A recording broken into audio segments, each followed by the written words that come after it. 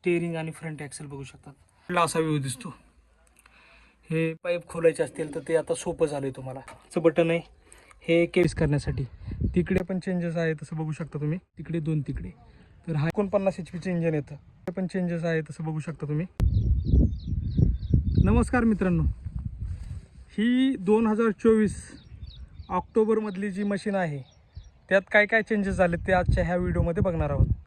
तर मी नारायण जाधव तुमचं सगळ्यांचं स्वागत करतो आहे पुन्हा एकदा एका नवीन व्हिडिओमध्ये. तर स्टेप बाय स्टेप सगळं काही सांगणार आहे मी तुम्हाला. सगळ्यात पहिल्यांदा बकेटपासून चालू करू. ही लोडर बकेटची डिझाईन अशी येते. थोडेसे चेंजेस झालेत पहिल्या आणि आत्ताच्या मशीनमध्ये. आणि याची कपॅसिटी साधारणपणे 1.1 क्युबिक मीटर असते. याच्यानंतर लोडरची डिझाईन बघू शकतात. जर पूर्वीचे एकदम 7-8-10 वर्षापूर्वी जर लोडर बघितला तर तो उलटा होता. त्याचा पलीकडचं सेक्शन इकडच्या साईडला असायचा. आता लहान झाला आहे साईडने आणि पूर्वी मोठा होता. तर हा एक लोडरमध्ये. बाकी टायर साईज तीच आहे 9-16ची. टायरमध्ये काही चेंजेस झालेला नाही आहे. बाकी इंजनसुद्धा ह्याच्यामध्ये 49 HP इंजन येतं. तर इंजन आता लहान झालं आहे कारण की हे JCB 3DX eco expert machine आहे. मग तसं बघायला गेलं तर तुम्हाला हायड्रोलिक टँकची साईज लहान दिसत असेल कारण की ह्याचीसुद्धा कपॅसिटी हायड्रोलिक सिस्टीमची कपॅसिटी कमी झाली. आता फक्त 92 लिटरची कपॅसिटी याच्यात तुम्हाला बदल दिसेल आहे. तसंच पाठीमागाच्या साईडला जर बघायला गेलं तर 14-25चा टायर येतो पाठीमागं. तर टायर पण सेमच आहे. बाकी स्टॅबिलायझरची जी सिस्टीम आहे पूर्वी यायची तीच सिस्टीम आहे. ह्याच्यात फारसा काही बदल केलेला नाही. तसंच वरच्या साईडला आलो तर हाय पॉवर LED दिले दोन्ही साईडला. LED लाईट दिल्यात 2 तिकडे 2 तिकडे. तर हा एक बदल आहे. आणि जो नंबर प्लेटसाठी जो सेक्शन आहे तो एक चांगला दिला आहे. त्याच्यामुळे मशीन आता थोडं जास्त ॲट्रॅक्टिव्ह दिसतं. बाकी KPCमध्ये थोडे बदल झाले. जसं की हे स्विंग सिलेंडर आहे याच्यात तुम्हाला बदल दिसेल. पूर्वी स्विंग सिलेंडर मोठा साईजचा यायचा हा ग्लँड. आता थोडासा लहान येतो आहे. त्यानंतर वॉल ब्लॉकमध्ये पण मोठा बदल झाला आहे. तो पण दाखवणार आहे खाली जाऊन. तसंच पुढं आलो आपण KPC नंतर. फारसा बदल नाही KPCमध्ये. बूम आर्म, डिप्पर आर्म इथं एक बदल दिला आहे. आता डिप्पर आर्मला इथं बॉस जो आहे ह्यात तुम्हाला इथं निप्पल दिसेल ग्रीस करण्यासाठी. तिकडे सुद्धा वाढवली कारण त्याने इकडे दोन्ही पॉईंट एक्स्ट्रा दिले. बाकी जवळजवळ सगळं सेम आहे. बकेटची डिझाईन थोडीशी वेगळी पूर्वीच्या मशीनला जर तुम्ही बघितलं तर. बाकी सगळं सेम आहे. डिप्पर बघू शकता सेम आहे, काही एवढा चेंजेस नाही. KPC बाकी टायर. हायड्रोलिक टँक लहान झाला आहे पण डिझेल टँक आहे तेवढंच आहे. याची कपॅसिटी 128 लिटर एवढी आहे.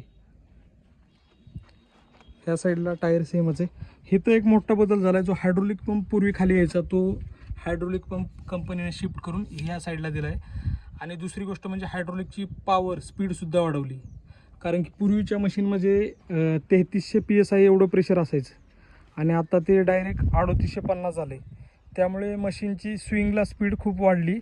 आणि लोडर विषयात जर बोलायचं झालं तर लोडरला थोडीशी स्पीड कमी झाली कारण की पूर्वीच्या मशीनला इंजन 76 HP असायचं.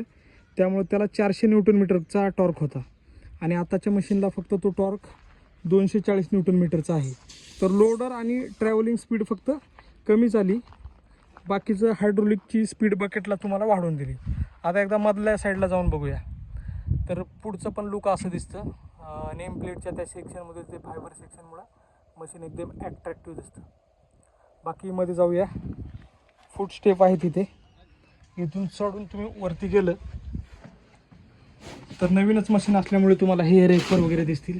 कागद प्लास्टिकची. ग्रीस गन येतो नवीन मशीनसोबत. बाकी हे बघू शकतात. नवीन मशीनसोबत तुम्हाला ही पिन बूम लॉक करायची आणि टायर प्रेशर चेक करण्यासाठी हा गेज एक दिलेला आहे. त्याच्यानंतर पाठीमागच्या साईडला आलो तर इथं पण सेम आहे. यात काय फारसा चेंजेस नाही. ह्याच्यात टूलकिट येतं कंपनीचं. नॉर्मल पाणी असतात, स्क्रूड्रायव्हर, छोटे छोटे काही पाणी, ठराविक पाणी असतात. बाकी इथं बघू शकता तुम्ही. थोडंसं मी ह्याला वाईडमध्ये करतो. हे कॅबिन व्ह्यू असा आहे. पेस एवढा आहे.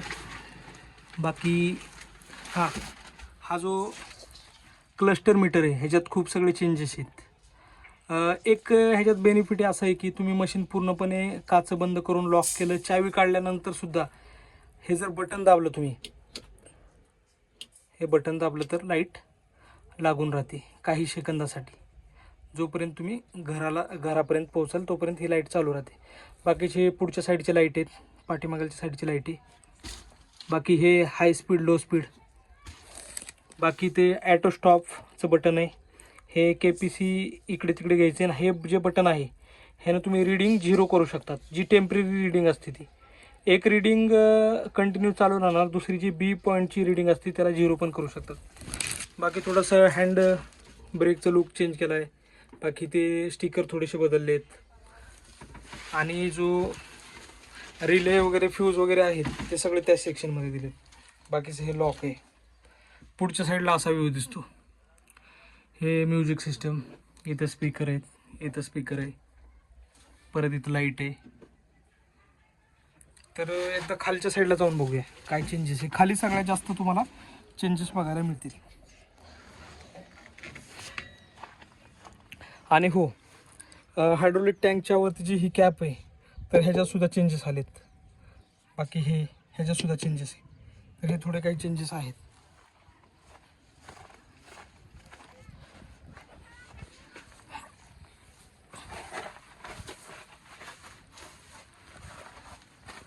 बाकी ट्रान्समिशन बघू शकता तुम्ही, थोडंसं मोकळं दिसतंय तुम्हाला, कारण की इथं आता हायड्रोलिक पंप नाही. हायड्रोलिक पंप पुढच्या साईडला इंजिनवरती शिफ्ट झाला आहे. तर इथले काही पाईप खोलायचे असतील तर ते आता सोपं झालं आहे तुम्हाला.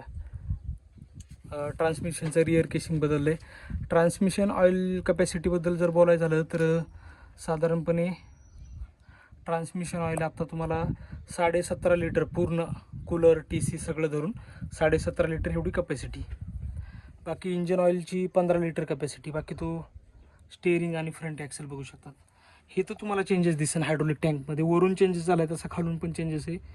पूर्वी इथं ड्रेन प्लग असायचा, आता तो तिकडे शिफ्ट केला आहे. बाकी आता हायड्रोलिक पंप चेंज झाल्यामुळे इथे पण बरेचसे बदल दिसतील तुम्हाला. हायड्रोलिक पंपाचा तिकडनं येणारा जो पाईप आहे तो हा पाईप आहे, मेन प्रेशरचा पाईप. तो इथं येतो, इथून ह्या लोडर वॉल ब्लॉकला जातो आणि तिथून परत पाठीमागलच्या वॉल ब्लॉकला पण जातो. तर लोडर वॉल ब्लॉकमध्ये पण बघू शकता तुम्ही चेंजेस झालेला आहे भरपूर प्रमाणात. त्या आर्थिंगच्या वायर तुम्हाला दिसतील, त्या चमकणाऱ्या ठिकठिकाणी दिल्यात. जसं की आर्थिंगचा काही प्रॉब्लेम येणार नाही इथून पुढे इलेक्ट्रिकलला, पूर्वी काय केसमध्ये यायचा तसा. बाकी हा पाठीमागलचा वॉल ब्लॉक बघू शकता तुम्ही, ह्याच्यात पण बरेचसे चेंजेस तुम्हाला दिसतील. सेक्शन दिलेत वेगवेगळे सेक्शन, स्विंगचा वेगळा, बूमचा, डिप्पर, बकेट, स्टॅबिलायझर, वेगवेगळे सेक्शन तुम्ही चेंज करू शकता याचे. बाकी सगळे सेम आहे. ॲटो स्टॅपचं जे आहे तिथे तुम्हाला सीटच्या खाली एक वायर जाताना दिसते, ते ॲटो स्टॉप होतं मशीन त्याच्यामुळे, तर तो एक बदल आहे. बाकी सगळं ठीक आहे. तर आशा आहे तुम्हाला व्हिडिओ आवडला असेल. व्हिडिओ आवडल्यास व्हिडिओला लाईक आणि चॅनलला सबस्क्राईब नक्की करा. भेटूया अशाच पुढच्या एखाद्या नवीन भागात.